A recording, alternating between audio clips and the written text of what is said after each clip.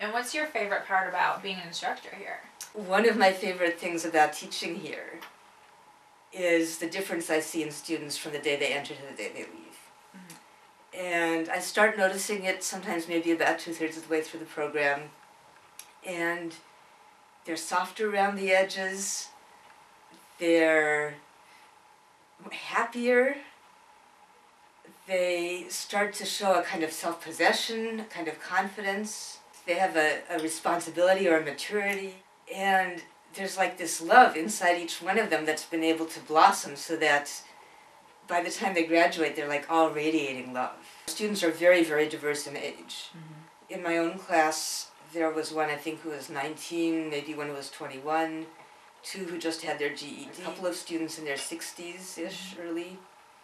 40s and 50s, not at all unusual here. I love teaching those older returning students because there's a level of knowing what they want.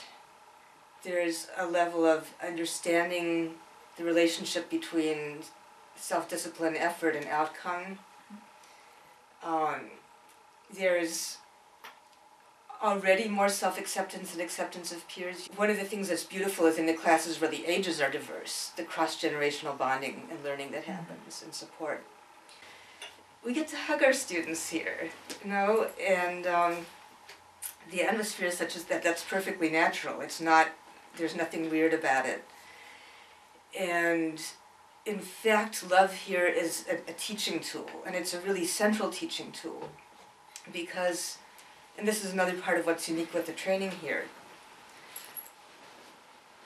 what students learn here is to listen to something that our own egos usually drown out. And by our own egos, I mean the chatter in our minds. Some of it seems random, some of it comes from agendas we have, from assumptions that we picked up and hung on to without knowing it.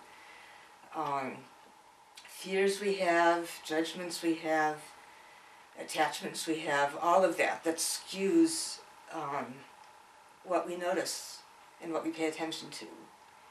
And students here learn how to recognize all of those aspects of themselves, which means each student's process is different because each student has different stuff to learn to recognize.